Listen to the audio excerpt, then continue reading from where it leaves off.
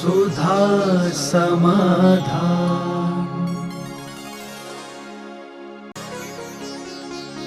नमोस्तु गुरुदेव। दो प्रतिमाधारी श्रावक 5 अणुव्रतों का पालन करते हैं, तो उनके विशुद्धि और पुण्य में क्या अंतर है? अणुव्रत जो हैं वो कोई भी धारण कर सकता है। वो चौथे गुण स्थानवर्ती श्रावक के मूल गुण हैं। हमारे यहाँ 2 प्रकार के श्रावक होते हैं, एक पाक्षिक और नैष्ठिक। पक्ष ले रहा है और पाक्षिक का अर्थ होता है अविरत सम्यक दृष्टि। अविरत सम्यक दृष्टि के ये 5 मूल गुण, 5 अणुव्रत होना चाहिए। अष्टमूल गुण हुए बिना अष्टपाहुड़ की टीका में सुसागर सूर्य ने स्पष्ट लिखा, यदि अष्टमूल गुण का जिसका त्याग नहीं है वो सम्यक दृष्टि भी नहीं हो सकता। तो ये 5 अणुव्रत मध्य मास मधु त्यागई शहाणु व्रत पंचकम, ये 8 मूल गुण अविरत सम्यक दृष्टि के हैं।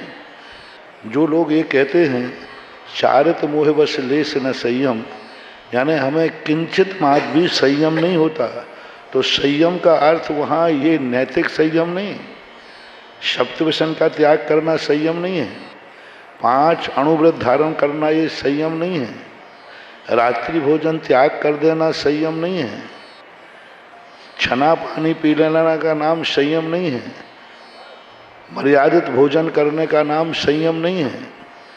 ये तो कुलाचार है। ये जैन कुल में जन्म लेने वालों का ये कुलाचार है। कुलाचार से ना तो विशुद्धि बढ़ती है और ना ही वह गुणस्थान बढ़ता है। ये तो कुल का आचरण जैन कुल में ऐसे होना ही चाहिए। चारित मोह बस लेस न संयम का अर्थ ये नहीं है। चारित मोह बस लेस संयम का अर्थ है 12 व्रतों में से किंचित मात्र भी वो ग्रहण नहीं करता। और 12 व्रत में 5 अणुव्रत तो प्लस होंगे, 3 गुणव्रत, 4 शिक्षाव्रत। पूज्यवर समंत्रभद्र महाराज ने श्रावक संज्ञा दी है जाकर के, जब उसने 12 व्रत ले लिए। उसके पहले श्रावक नहीं कहा, वृत्ति जब शब्द कहा तो 12 व्रत। इसलिए लोगों को भ्रम होता है। लोग कहते हैं हम तो अविरत सम्यक दृष्टि हैं, हमारा तो किंचित मात्र भी त्याग नहीं है, हम रात में भी खावें, अभक्ष भी खावें, शराब भी पीवें, सब कुछ कर सकते हैं, हम तो अविरत ही हैं।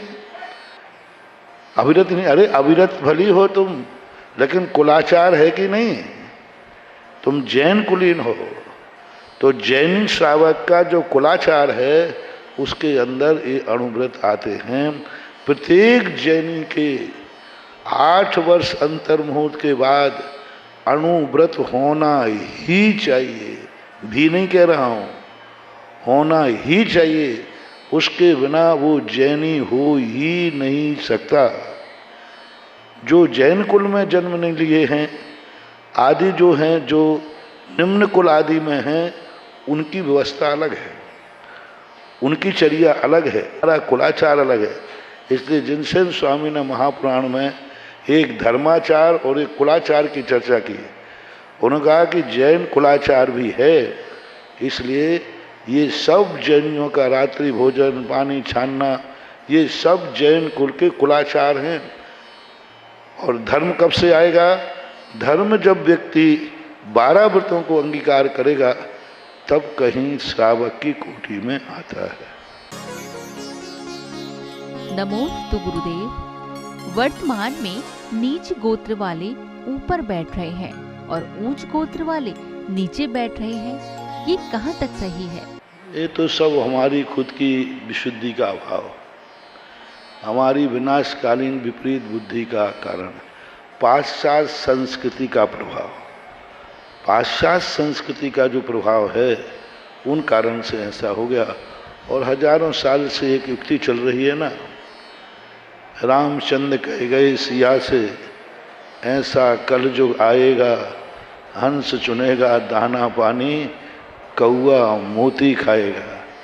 यानी यही है कि जो निम्न हैं लोग हैं वे राज्य करेंगे, उच्च कुलीन वाले राज्यहीन होंगे। भरत चक्रवर्ती के 16 स्वप्नों में भी हाथी के ऊपर बंदर बैठा है ऊँट की सवारी, ये दो चीज़ें उसमें कही गई हैं। तो हाथी के ऊपर बंदर बैठा, यानी यही कहा निम्न विचार वाले दुराचारी, चरित्रहीन, आचार विचारों से हीन जो निम्न हैं वे तो राज्य करेंगे, जो उच्च कुलीन हैं वे उनके अधीन रहेंगे। यानी हाथी को बंदर चला रहा है, बंदर के हाथ अंडर में हो गए हाथी। तो ये जो स्वप्न है आज देखने में आ रहा है कि जो हाथी के समान शुद्ध स्वभाव वाले हैं वे अधीनस्थ हैं और दूसरे लोग उच्च आसनों पर बैठ रहे हैं। तो ये है, इस कलयुग का दोष है। और सबसे बड़ा ये दोष है पाश्चात्य संस्कृति का। जब जब भारत विश्व में मिलेगा तो विश्व को नुकसान नहीं है, भारत को ही नुकसान है। वैसे ही जैसे अशुद्ध व्यक्तियों के बीच में यदि शुद्ध कपड़े पहनने वाला जाएगा तो किसको नुकसान है? अशुद्ध वाले को तो कोई नुकसान है ही नहीं। इसी प्रकार भारत जब भी विश्वीकरण की नीति अपनाएगा तो विश्वीकरण की नीति में भारत को ही नुकसान होना है, विश्व को नहीं। ऐसा। नमोस्तु गुरुदेव, तीर्थ रक्षक बनने का हमें क्या फल मिलता है? के संबंध में, धर्म के रक्षण के संबंध में एक बहुत अच्छी नीति है शास्त्रों में, धर्म रक्षति रक्षतः। जो धर्म की रक्षा करता है धर्म उसकी रक्षा करता है। पहले हमें धर्म की रक्षा करना है, फिर धर्म हमारे करेगा। सोमदेव ने एक बहुत अच्छी नीति लिखी, एक उदाहरण दिया वृक्ष का। हम पहले वृक्ष से छाया चाहते हैं, फल चाहते हैं, संभव नहीं। पहले वृक्ष को लगाओ, वृक्ष की रक्षा करो, वृक्ष को वृद्धिंगत करो। जब वो वृक्ष पूर्ण रक्षित तो वृद्धिंगत हो जाएगा तो पेड़ भी तुम्हारी रक्षा करेगा, तुम्हें फल देगा। ये धर्म, ये तीर्थ वृक्ष के समान है। पहले हम इनकी रक्षा करेंगे, इनको फलाएंगे फूलेंगे, इनको वृद्धिंगत करेंगे तो ये हमारी भी रक्षा करेंगे। धर्म रक्षति रक्षतः, यह सूत्र बहुत बड़ा सूत्र है। इसलिए जो हम कई बार कहते हैं, जो तीर्थों की रक्षा का विकल्प करता है वो तीर्थ की रक्षा नहीं कर रहा है, अपनी जिंदगी की सुरक्षा कर रहा है। क्योंकि हमारे यहाँ एक सूत्र लागू होता है, वंदे तद्गुण लब्धे। तुमने तीर्थ की रक्षा करने का भाव किया, वही पुण्य तुम्हारी रक्षा करेगा। इसलिए तीर्थों की सुरक्षा कवच होना ही चाहिए। अनेक अनेक प्रकार से तीर्थों की सुरक्षा है। बाहरिक सुरक्षा ये है कि जो भी तीर्थों की जमीनें होती तीर्थ, तुरंत सबसे पहले बाउंड्री बनना चाहिए।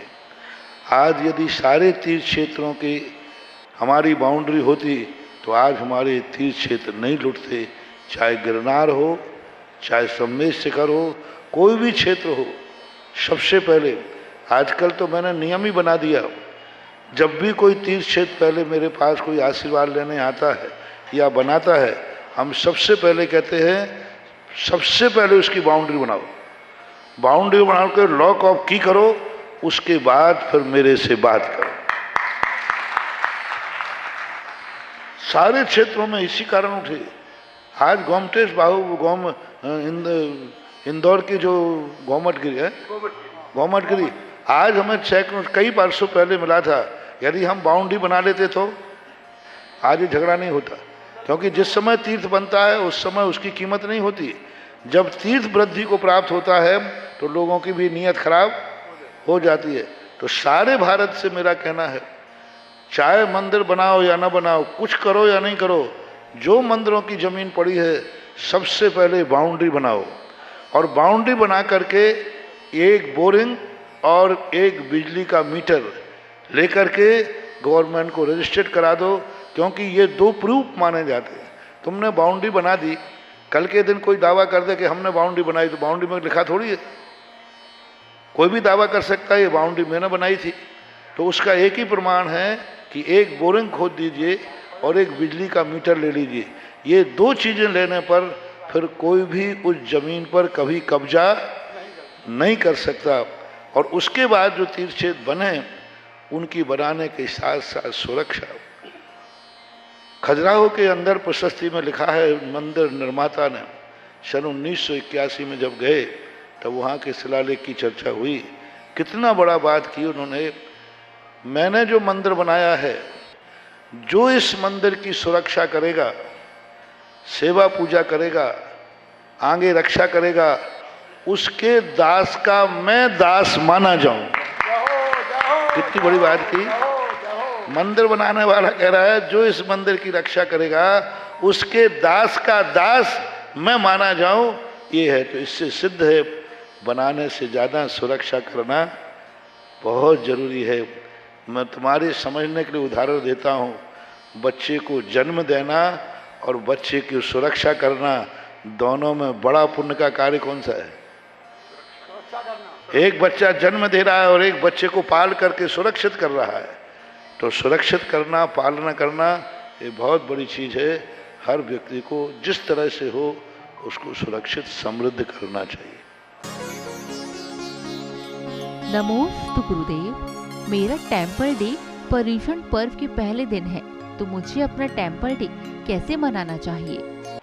अपने सारे परिवार को, रिश्तेदारों को इकट्ठा करो और सब गाजे बाजे के साथ अष्टद्रव्य का थाल लेकर, हार मुकुट पहनकर, धोती दुपट्टा के साथ मंदिर में शवर ढोलते हुए प्रवेश करो और वहाँ जाकर भगवान का अभिषेक शांति धारा करो।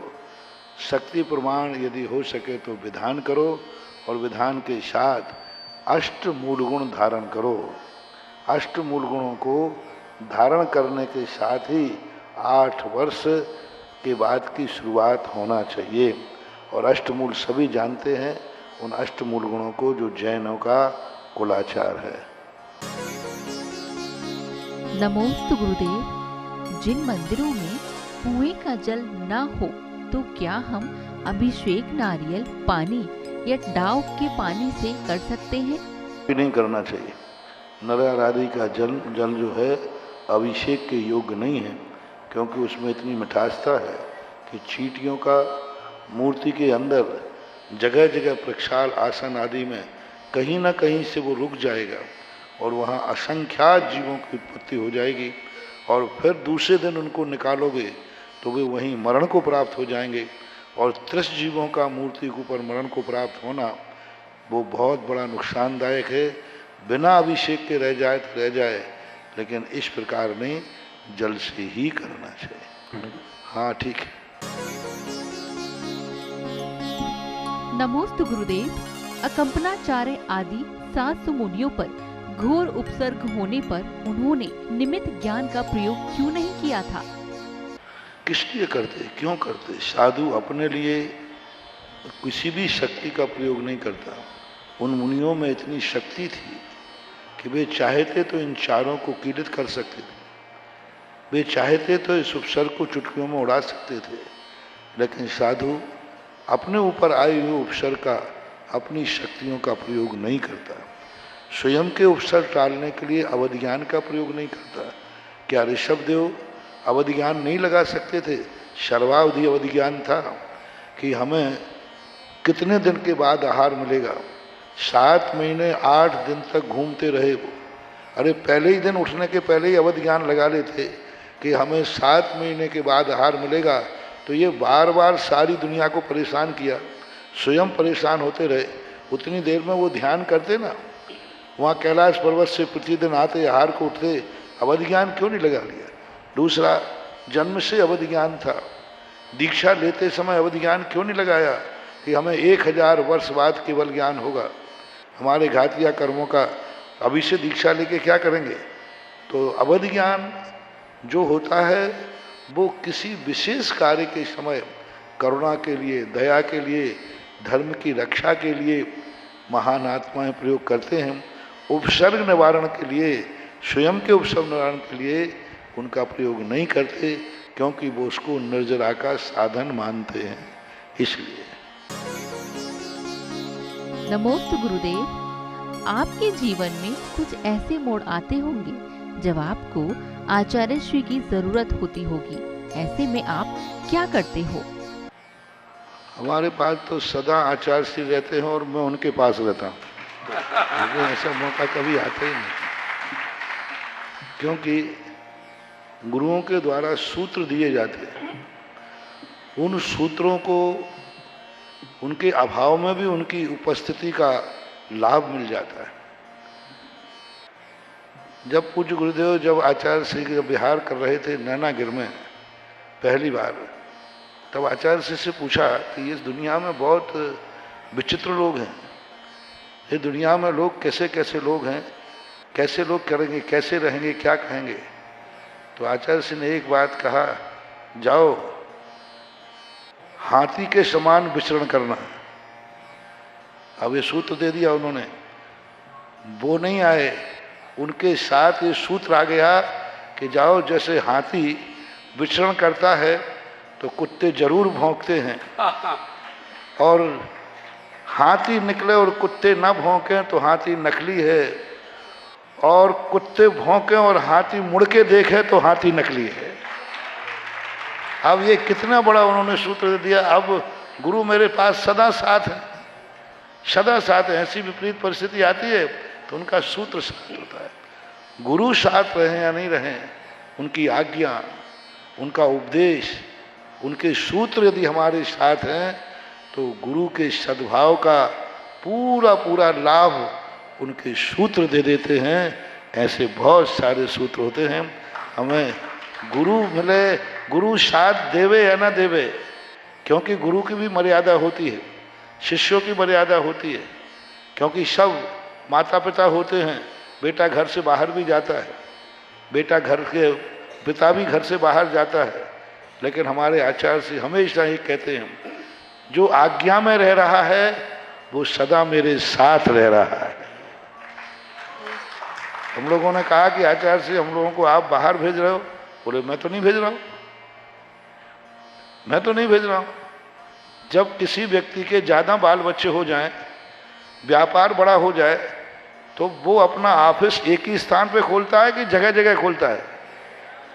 तो हमारा व्यापार बढ़ गया, बाल बच्चे ज्यादा बढ़ गए, तो हम तो सारे भारत में अपने ऑफिस खोल रहा हूं, और ऑफिसों में और उस ऑफिस में आप लोगों को भेज रहा हूं। ये कोई अलग विहार थोड़ी हो रहा है, ये संघ का विस्तार हो रहा है। तो गुरु आज्ञा मिलना ही गुरु का साथ रहना है, और गुरु आज्ञा का पालन करना ही गुरु के साथ रहना है, ऐसा मानना चाहिए। सुधा समाधान।